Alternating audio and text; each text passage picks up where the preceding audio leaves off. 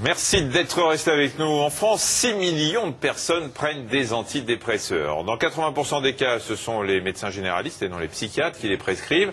Et même si la France est passée de la première à la troisième marche des prescripteurs, les antidépresseurs font toujours autant parler d'eux. Alors que valent ces médicaments? Pourquoi sont-ils stigmatisés? À qui faut-il les prescrire? Nous allons répondre à toutes ces questions. Avant cela, un point pour voir comment ils agissent. Un petit rappel de neurologie, vous allez le voir, le cerveau est formé de milliards de neurones, des neurones qui forment des réseaux spécifiques et spécialisés dans différentes tâches. Certains reçoivent des informations, d'autres les analysent, d'autres encore sont chargés d'envoyer des ordres vers le corps. Et cette communication est possible grâce à la présence de messagers chimiques qu'on appelle les neuromédiateurs. Parmi eux, je vous cite simplement parce qu'on entendra sûrement leur nom tout à l'heure, la sérotonine, la dopamine ou encore le GABA. Il passe d'un neurone à l'autre, vous le voyez, pour que l'influx nerveux puisse être transmis. Alors le passage d'un messager en particulier dans une zone précise va soit activer une voie cérébrale, soit l'inhiber. C'est sur ces notions neurologiques qu'est basé en partie le mode d'action des médicaments du cerveau qu'on appelle psychotropes, puisque ces neuromédiateurs peuvent intervenir aussi bien dans la régulation du sommeil que dans celle des émotions et de l'humeur. Il suffit d'utiliser des molécules capables d'emprunter les mêmes voies de neurones pour optimiser ou contrer l'action de ce neuromédiateur. Ces médicaments peuvent aussi augmenter ou réduire la quantité de neuromédiateurs dans les zones du cerveau. Mais regardez, vous allez voir en cas d'anxiété par exemple, certaines régions du cerveau comme l'amygdale, vous allez la voir apparaître tout de suite en rouge, sont hyperactives. Et les médicaments appartenant à la famille des tranquillisants comme les anxiolytiques vont baisser l'hyperactivité en facilitant l'effet d'un neuromédiateur qui bloque. Du coup, l'activité de l'amygdale va baisser et l'anxiété diminuer. En cas de dépression, il y a différentes régions qui régulent les émotions négatives ou celles chargées de renforcer les sentiments positifs ont une activité trop basse. C'est comme ça. En fait, s'il n'y avait plus de frein pour gérer les émotions négatives, eh bien, un médicament comme un antidépresseur va rétablir ce frein. L'un des mécanismes est illustré tout de suite dans une animation. Regardez. Vous allez voir la présence du médicament en rouge qui permet d'augmenter la quantité de neuromédiateurs entre les deux neurones et d'augmenter ainsi la stimulation du neurone suivant. Résultat, l'activité des neurones qui gèrent les émotions tristes est rétablie, ce qui permet sur un plan chimique de traiter cette dépression. Alors vous l'aurez compris, on vient de vous simplifier au maximum le mécanisme des médicaments psychotropes. C'est plus compliqué, regardez ce schéma, vous allez avoir un aperçu de la réelle complexité des molécules qui agissent sur le cerveau. Voilà, et qui interagissent en plus entre elles, vous voyez, elles sont nombreuses, c'est extrêmement compliqué. Donc pour répondre à toutes vos questions, pardon, le docteur Christophe Lançon, qui est psychiatre, qui dirige le service hôpital Sainte-Marguerite à Marseille. Bonjour. Bonjour. Et on accueille Dominique Hubert. Bonjour Dominique. Bonjour. Alors Dominique, vous avez fait une dépression dans une période difficile de votre vie. Oui. Puisque vous avez eu un chômage très difficile. Vous avez été carrément licencié de votre poste que vous occupiez depuis très longtemps. Vous avez fait une dépression sévère et on vous a prescrit des antidépresseurs. Rapidement, après les premiers signes ou pas? Oui, très rapidement après les premiers signes. Vous avez déjà pris des antidépresseurs avant? Jamais. Non, simplement. Non, jamais d'antidépresseurs, ni d'anxiolytiques, jamais. Alors ça a été efficace assez rapidement? Efficace, je dirais pas le terme. C'est on devient carrément un zombie. On passe du statut où on est au plus mal, où on est tombé au fond du gouffre, au statut où on est zombie et on n'a plus la notion ni du temps, ni de la réalité. On perd cette notion. Et ça, c'était avec le premier antidépresseur qu'on vous a prescrit? Oui. Pendant 2 ans, je peux dire que j'ai passé 2 ans dans mon lit à... On se referme complètement, c'est-à-dire qu'on n'a plus de vie sociale, on est complètement... Et l'antidépresseur était pas du tout là pour me ramener... Mais vous en avez parlé de ces effets secondaires à votre médecin? Oui, moi je pensais réellement qu'on prend un antidépresseur et puis... et on est assommé. Tout s'arrange comme ça. Voilà, c'est-à-dire on prend un antidépresseur comme quand on prend un cachet d'aspirine, puis hop, on n'a plus mal à la tête, et la dépression et s'en va. Hop, on repart. Alors, docteur Lançon, quand même, ce que raconte déjà Dominique, c'était en 2002 cette histoire, c'est pas il y a 50 ans, on ne savait pas bien manier les antidépresseurs.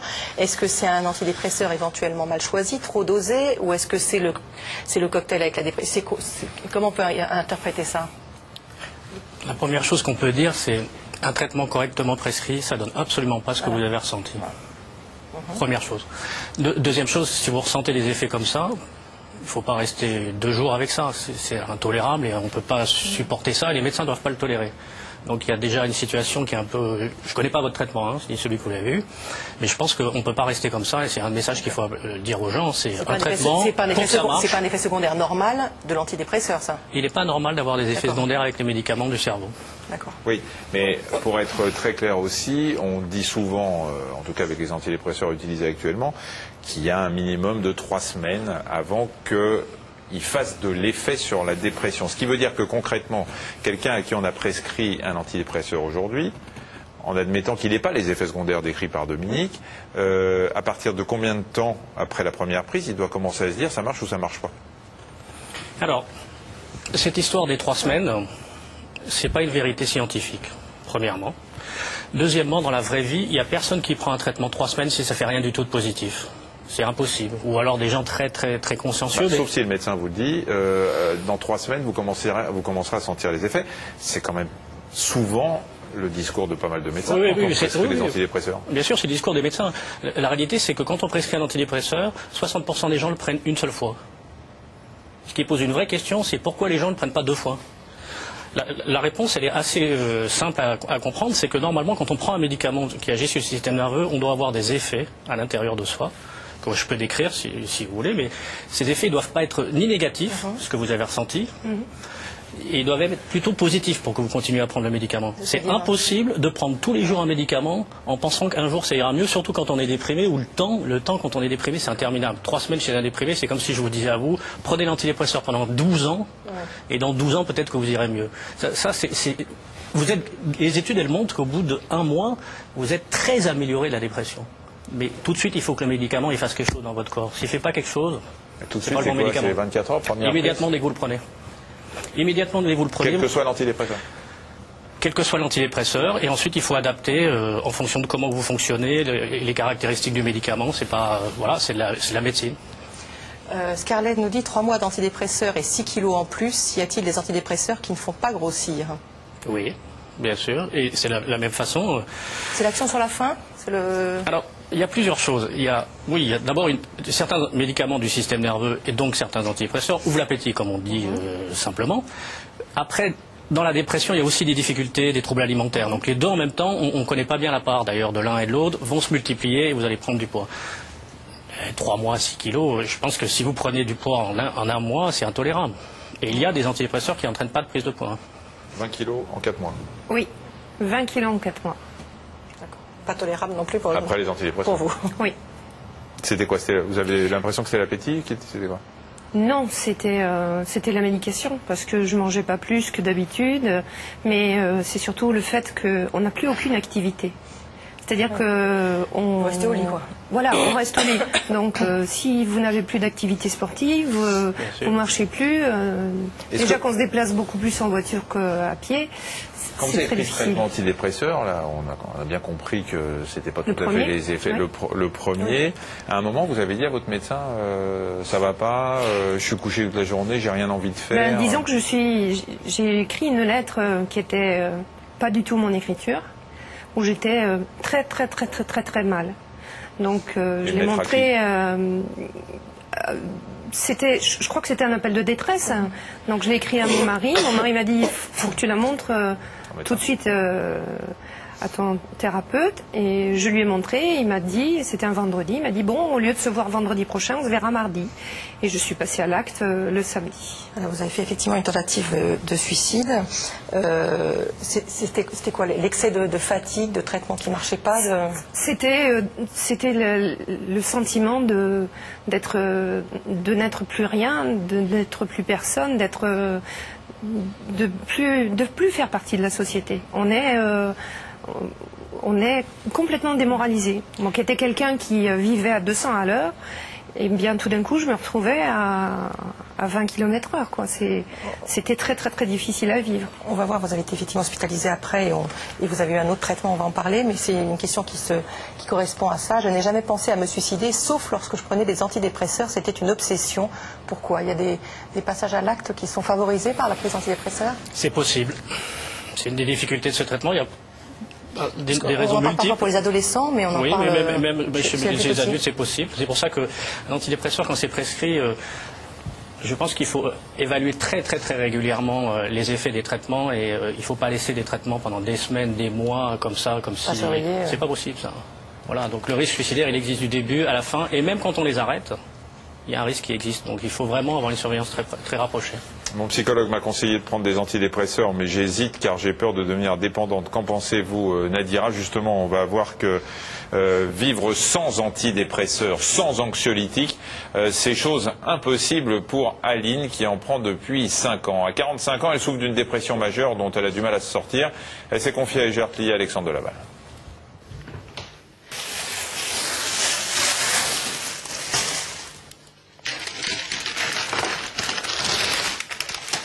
Donc l'antidépresseur, l'anxiolytique, et c'est une béquille, une canne pour pouvoir assumer le quotidien. Le psychiatre dit que j'étais assaillie en fait en permanence, et pour calmer ces angoisses et ce mal-être,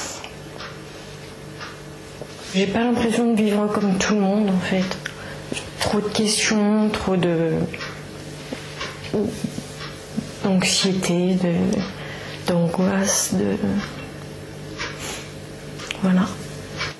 Ces symptômes, ce sont ceux de la dépression qui perdure depuis 5 ans, malgré les antidépresseurs. Des médicaments dont Aline subit aussi les effets négatifs. C'est un traitement, il vous anesthésie quelque part dans vos émotions, mais il vous agit aussi sur même certaines émotions que vous aimeriez vivre plus pleinement, quoi. Et c'est là où je me dis, j'aimerais redevenir normale. Parce que quand on est joyeux, il faut montrer qu'on est joyeux.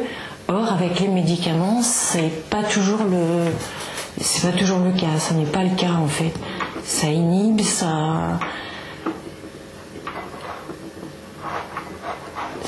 supprime pas toutes les idées noires non plus. Et puis j'ai plus depuis plusieurs années maintenant la sensation d'être moi-même.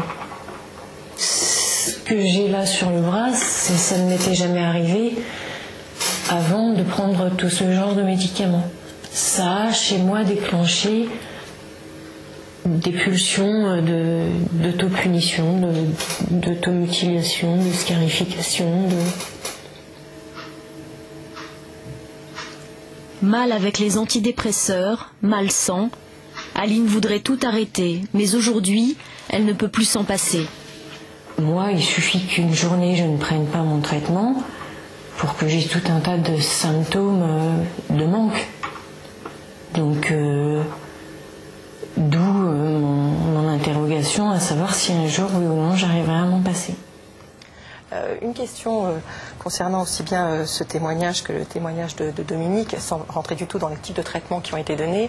Est-ce que tout est plus compliqué quand il n'y a pas qu'un traitement antidépresseur, mais quand on associe à ça des hypnotiques, des tranquillisants, etc. Ce qui est souvent le cas dans les dépressions sévères. Et oui, le mélange, c'est pas bon. Ça, c'est une réalité. Après, il y a une genre de spirale infernale, c'est je dors pas, j'ai besoin de prendre plus de médicaments, je suis endormi dans la journée, j'ai besoin d'autres médicaments, et après, finalement, on dit les antidépresseurs, ça marche pas. Non, c'est le mélange qui marche pas, c'est le mélange qui est insupportable, c'est le mélange dont il est difficile de se défaire, et je pense qu'il faut voir les choses simplement. Actuellement, on a des antidépresseurs qui peuvent fonctionner seuls, sans associer d'autres médicaments, donc il faut commencer par ça. D'accord. Et juste, puisque vous venez de dire dont il est difficile de se défaire, en dehors des maladies, parce que vous prenez toujours des traitements, Dominique. Oui. Vous avez toujours des traitements. En dehors des maladies, j'allais dire, endogènes, des dépressions qui vont durer toute la vie, il y a des personnes qui sont atteintes de ça. Sinon, quand il y a eu un épisode comme celui de Dominique avec une raison précise, on peut arrêter quand même le traitement un jour. Bien sûr, voilà. Les recommandations, elles sont assez claires. Vous avez la possibilité d'arrêter ce type de traitement lorsque vous avez fait votre premier épisode. 6 à 9 mois après, être guéri. Ça veut dire qu'il faut savoir quels sont les signes de la dépression. Alors tout à l'heure, vous avez dit la dépression, c'est la tristesse. Je crois qu'il faut faire très attention. Parce que sinon, on pourrait imaginer que guérir de la dépression, c'est devenir heureux, avoir du bonheur. Non, la dépression, c'est n'avoir envie de rien. Et trouver que la vie est grise du matin jusqu'au soir. Et donc sortir de la dépression, c'est retrouver des émotions normales. et retrouver des envies dans la vie normale. À partir du moment où vous avez retrouvé ça avec un traitement, il faut le continuer pendant 6 mois, et puis ensuite il faut le diminuer de façon progressive. Donc en gros, ça fait 1 an de traitement. Alors, on avait une question tout à l'heure d'une personne qui ne voulait pas commencer à prendre des antidépresseurs de peur de devenir dépendant, et c'est énormément de gens qui refusent le traitement en se disant sinon ça va être ma béquille toute ma vie, et on nous demande si le risque de dépendance est lié à la durée du traitement. Donc cette fameuse dépendance, vous dites que c'est 1 an de traitement. Dominique, ça fait 7 ans 9 ans que vous en prenez, et vous en prenez toujours. Oui. Et vous avez envie d'arrêter? Ben, j'en ai pas mal enlevé. Ouais. Vous aimeriez bien arrêter complètement? Oui. Et vous avez peur de quoi alors? D'abord parce que je lis les notices et c'est bien spécifié. Moi, j'ai peur des effets rebonds. Et puis, c'est vrai que mon entourage, j'ai un mari sensationnel. Il est fabuleux parce que supporter quelqu'un qui a une dépression, c'est très très difficile. Parce que les sautes d'humeur, c'est vous passez Donc, qu'est-ce qui fait qu'aujourd'hui, vous auriez peur d'arrêter les antidépresseurs? Justement, c'est ces sautes d'humeur, c'est-à-dire passer de tout à rien. C'est-à-dire que quand j'ai eu votre liste des 70 médicaments, j'ai pris mes propres médicaments et j'ai regardé sur ceux qui étaient sur surveillance. Donc il y en avait certains qu'il y avait, j'ai dit ça je prends pas, je le prendrai pas, et j'ai dit non, je le prendrai pas. Est-ce que ça vous rassure de prendre un antidépresseur? En dehors de l'effet sur le cerveau qu'on a vu tout à l'heure.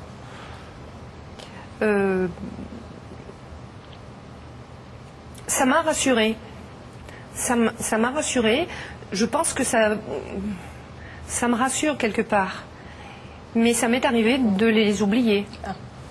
Alors, donc, et puis en fin de compte, je m'en suis pas si mal portée que ça. Cette peur de la dépendance alors?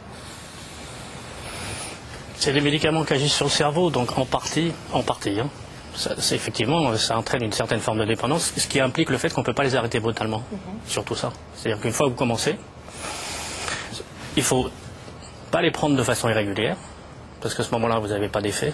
Si vous les prenez par exemple 2 jours, puis 1 jour j'arrête, puis 4 jours, puis 2 jours j'arrête, alors là, vous pouvez être certain que le traitement, ça ne marchera pas du tout. Il y a beaucoup de gens qui font ça. Mais c'est humain de faire ça. C'est-à-dire dès que je vais mieux ou dès que je ressens un effet, hop. Donc il faut être capable de le prendre régulièrement. C'est pour ça qu'avant de se lancer dans un traitement antidépresseur, il faut être convaincu de l'intérêt.